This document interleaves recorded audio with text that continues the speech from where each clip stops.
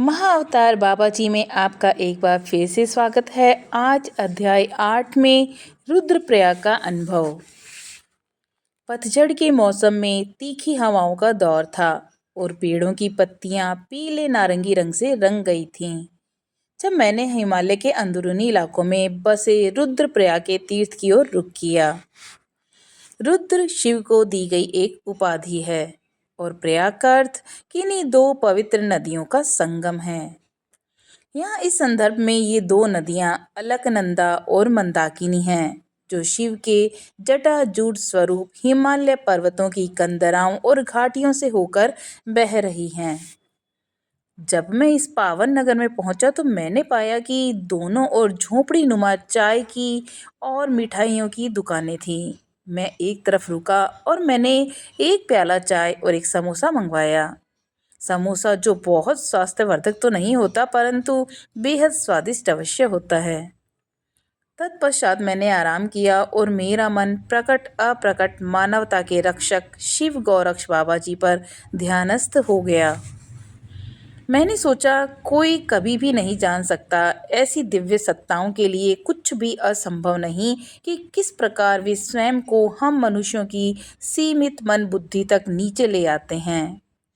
यदि वे चाहें तो ठीक इसी समय इस बाजार के बीचों बीच प्रकट हो सकते हैं। लेकिन मैं जानता हूँ कि जब तक यह लोगों के आध्यात्मिक उत्थान में सहायक न हो, तब केवल क्षुद्र कारणों के लिए वे इस प्रकार के दर्शन नहीं दिया करते। इसके साथ साथ वहाँ उपस्थित सभी लोगों के कर्मों को इस प्रकार के प्रबल आध्यात्मिक आवेश को ग्रहण करने योग्य होना होगा। ये विचार मेरे मन मस्तिष्क में चल रहे थे जब मैं उस अद्भुत गर्म चाय के प्याले से चुस्कियां ले रहा था। मैंने साधु संतों और महान सतगुरुओं की कहानियां सुन रखी थी, जिन्होंने संगम तीर्थ पर आकर स्नान किया था। ये कथाएं मेरे मन के अति चेतन आकाश से आई थी। हिमालय के अद्भुत स्थानों के विषय में मैंने योगियों और साधु संतों से सुन रखा था। पंच काशी, पंच केदार और पंच प्रयाग तीर्थ यात्रियों और योगियों के लिए अत्यंत पावन स्थान हैं। इसके बाद मैं उठा और अपनी यात्रा जारी रखी। जब मैंने मुख्य रुद्रप्रयाग मंदिर में प्रवेश किया, तब वहाँ पुरोहित ने मेरा स्वागत किया और बताया कि यही एक पवित्र स्थान है जहाँ स्वयं भगवान शिव ने देवर्षि नारद को गंधर्वों के संगीत की बारीकियाँ और राग रागनियाँ सिखाई थीं। नारद स्वयं इन अलौकिक संगीतज्ञों के प्रमुख थे और यह कहा जाता है कि इसी स्थान पर उन्हें शिव भक्ति सूत्रों की भी शिक्षा दी गई, जो कालांतर में नारद भक्ति सूत्र के नाम से प्रसिद्ध हुए।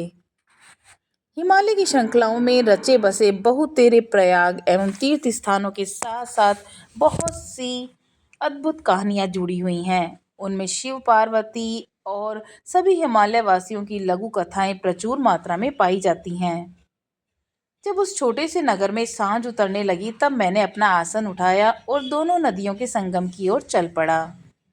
मैंने आसन को नीचे रखा और पाया कि उस संध्या की बेला में कुछ अनजाना और रहस्यमय आलोक था। मेरा हृदय उस महान सत्ता से मिलने के लिए तड़प रहा था, जिनकी आध्यात्मिक ऊंचाइयों का मुझे जरा सा भी अंदाजा नहीं था।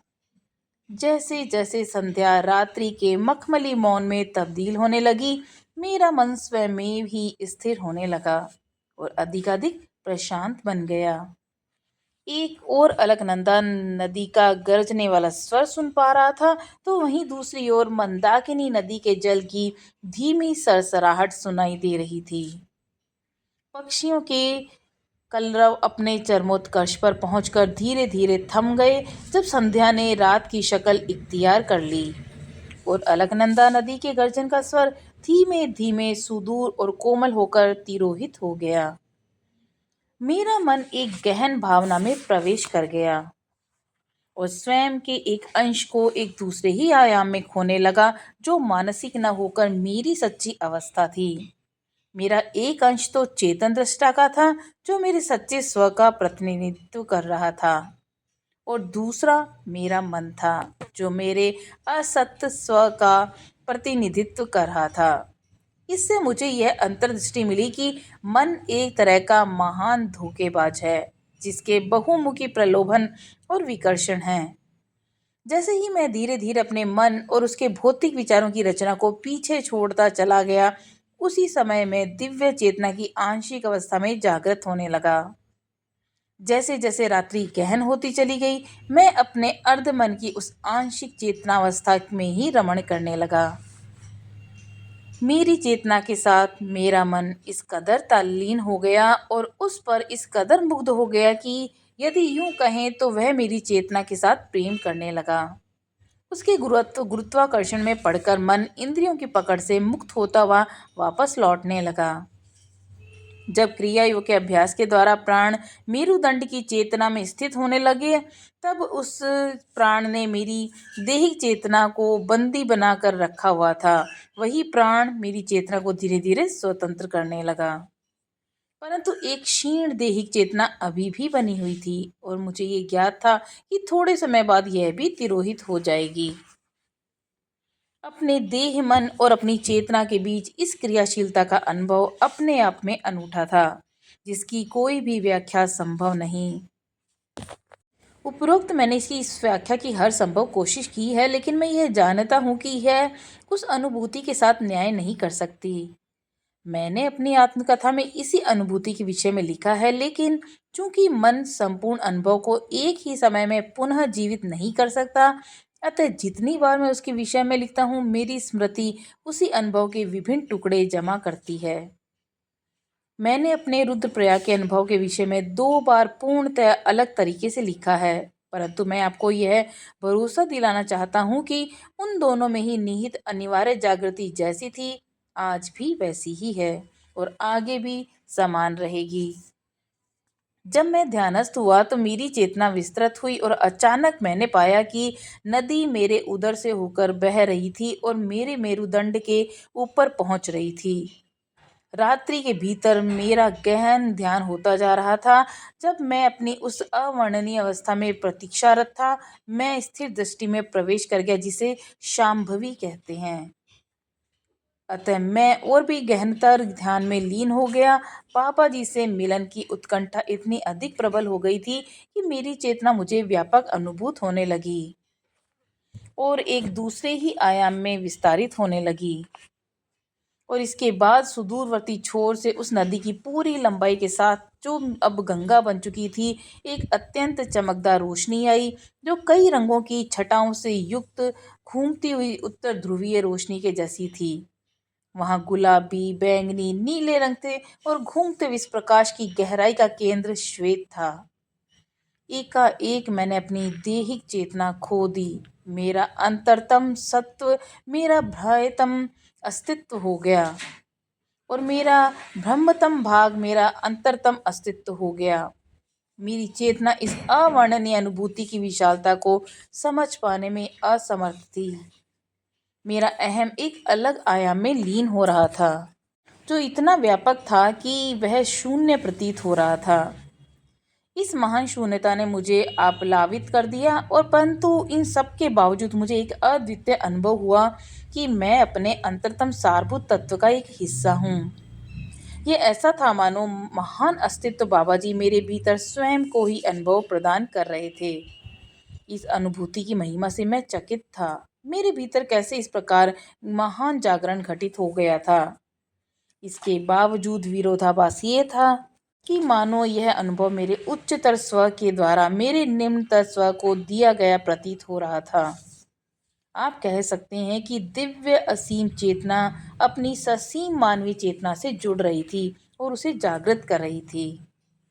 अब इस समय मेरी अर्ध चेतना अर्ध मन की अवस्था पूर्ण रूप से विलीन हो गई थी और एक चेतन दृष्टा के रूप में मैं बाबा जी के आयाम रहित आयाम में प्रवेश कर गया और उनके अवर्णनीय सत्य में पूर्ण रूप से सम्मिलित हो गया।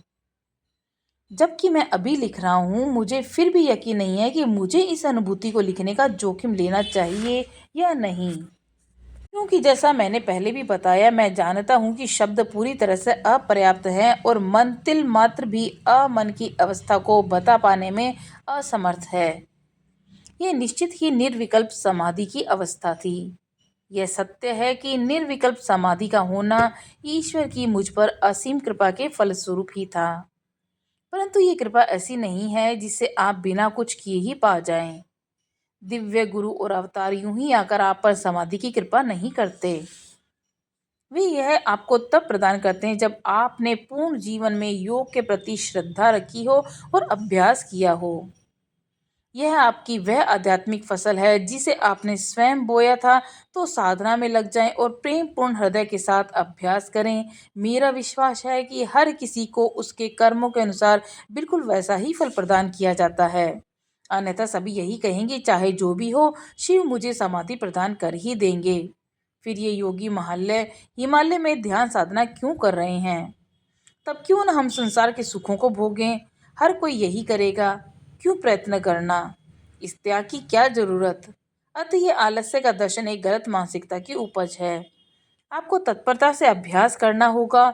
शुद्ध हृदय से शिव शक्ति क्रिया के अपने आध्यात्मिक अभ्यास की ओर जाएं और बाबा जी का क्रिया योग करें, और इस जीवन और अगले जीवन में इसके परिणाम आपके होंगे। पूरा वातावरण गहन भव्यता लिए हुए उनके प्रकाश विहीन प्रकाश की जगमगाहट से चमक रहा था, और फिर भी मैं जानता था कि मैं बहती हुई गंगा नदी के समीप बैठा हुआ हूँ। मैं अपनी उस अवस्था का आनंद ले रहा था। मैंने अपनी पहचान खोई नहीं, वरन मैं स्वयं से भी अधिक हो गया था। मैं उनकी चेतना और पहचान बन गया था। तारों में जगमगा रहा था। शक्तिशाली अलकनंदा नदी का गर्जन बन गया था। मंदाकिनी नदी के स्त्रीण स्वभाव में कोमलता के साथ बह रहा था। यह मानो शिव और शक्ति के मिलन जैसा था। तभी अचानक वहां उत्तर ध्रुवीय रोशनी स्वरूप बाबा जी के प्रकाश से एक अचिंत्य चमक उठी। यह समस्त प्रकाशों की माता स्वरूप था। अतः प्रकाश विहीन प्रकाश जो उस प्रकाश को प्रकाशित करता है, जो हमारी आत्माओं के प्रकाश को प्रकाशित करता है, यही वह अवर्णनीय प्रकाश था। परम सत्य की एक ऐसी महान शून्यता की वह असंसारी था। जैसे ही वह प्रकाश शून्य के सार तत्व अस्तित्व विहीन परम अस्तित्व के यथार्थ रूप में प्रकट हुआ, उसकी महिमा ने समूचे अस्तित्व को प्रज्वलित कर दिया। समूची प्रकृति और ब्रह्मांड आश्चर्यचकित होकर सिर झुकाए हाथ जोड़े खड़े थे। एकाएक मैंने बाबा जी के साकार रूप को अलकनंदा और मंदाकिनी नदियों के संगम पर स्नान करते हुए देखा। मुझे समय और स्थान या अपने वहां होने का कोई भी अंदाजा नहीं था। प्रकाश विहीन प्रकाश से बनी बाबा जी की देह नदी में और मृदु चंदन के प्रकाश में स्नान कर रही थी। तत्पश्चात वे नदी से बाहर आकर मेरी तरफ आए। उन्होंने मेरे मन को अविचलित एवं अक्रिय अवस्था के लिए तैयार कर दिया था। अन्यथा मैं उस अद्भुत जागृति के आकर्षण से अत्यधिक उत्तेजित या हक्का बक्का रह जाता। मैं उन्हें अपनी आंखों के भीतर से बाहर देख रहा था, या फिर मैं उन्हें बाहर से अपने भीतर देख रहा था। दोनों ही एक तरह से यह सत्य था। इसलिए मैं जानता था कि वह शांभवी मुद्रा की एक उच्चतम अवस्था थी। मुझे बस इतना ज्ञात है कि जब मैंने अपनी आंखों के भीतर झांका, तो यह मानो अथाह गहराई के भीतर देखने जैसा था। जब वे पहाड़ी की ढलान से ऊपर की ओर जा रहे थे, तो उन्होंने मुझे अपने पीछे आने का संकेत दिया। मुझे इस बात का रत्ती भर भी भान नहीं है कि कितनी देर तक हम चले और किस एकांत स्थान पर वे मुझे लेकर गए।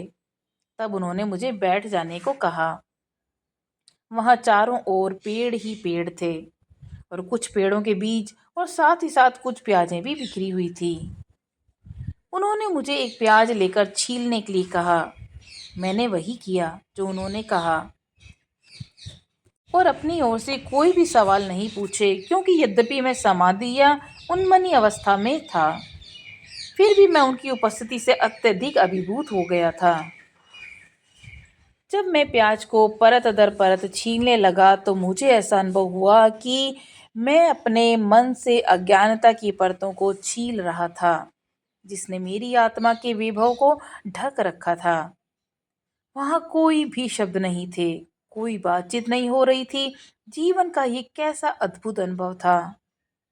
जैसे जैसे मैं एक एक परत को हटाता जा रहा था, मुझे यह महसूस हो रहा था कि अहंकार, ज्ञान, इच्छा, घृणा, सब वासनाएं विलीन होती जा रही हैं और मेरी अंतरतम आत्मचेतना को मुक्त कर रही हैं। इसने मुझे भविष्य में सर्वव्यापी चैतन्य से एकत्व प्राप्त करने योग्य बनाया।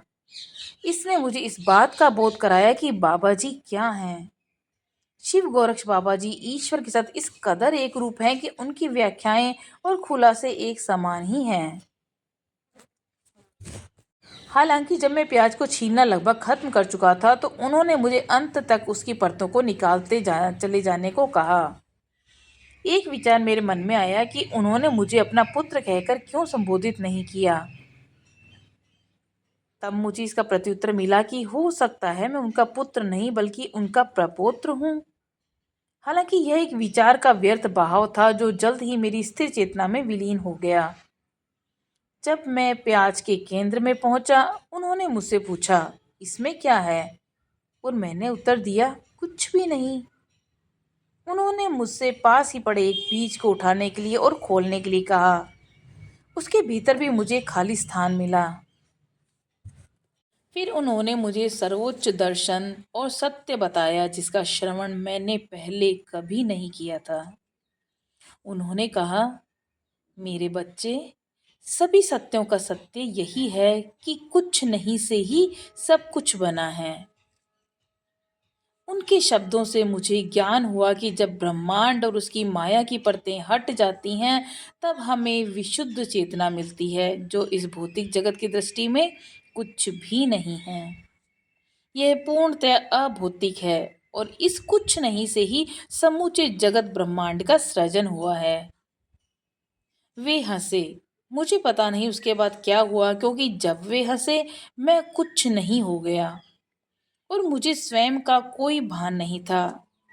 कालांतर में जब मैं अपनी सामान्य अवस्था में लौटा तब उस ज्ञान की गरिमा के प्रति श्रद्धावत हुआ जो मुझे प्राप्त हुआ था। यह सत्य कभी भी इससे पहले बोला नहीं गया।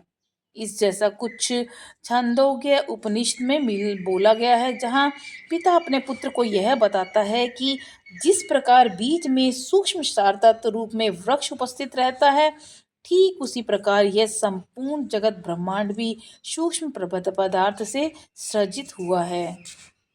परंतु यहाँ उस महान देन की बात यह है कि बाबा जी ने वस्तु के सूक्ष्म सार तत्व जैसे शब्दों का इस्तेमाल ही नहीं किया। उन्होंने मुझे बताया कि कुछ नहीं से ही सब कुछ का सृजन हुआ है। यहाँ तक कि सांख्य दर्शन भी इस सीमा तक नहीं गया, लेकिन बाबा जी पदार्थ के ऊर्जा में संरक्षण के सिद्धांत से भी आगे निकल गए। मेरे मुताबिक किसी भी वस्तु का सृजन शून्य से कर पाना मनुष्यों के लिए असंभव है। केवल ईश्वर ही संपूर्ण विश्व ब्रह्मांड को शून्य से अस्तित्व में ला सकता है। यही कारण है कि वह ईश्वर है। तो यह था आज का बाबा जी के साथ रुद्रप्रयाग का अनुभव।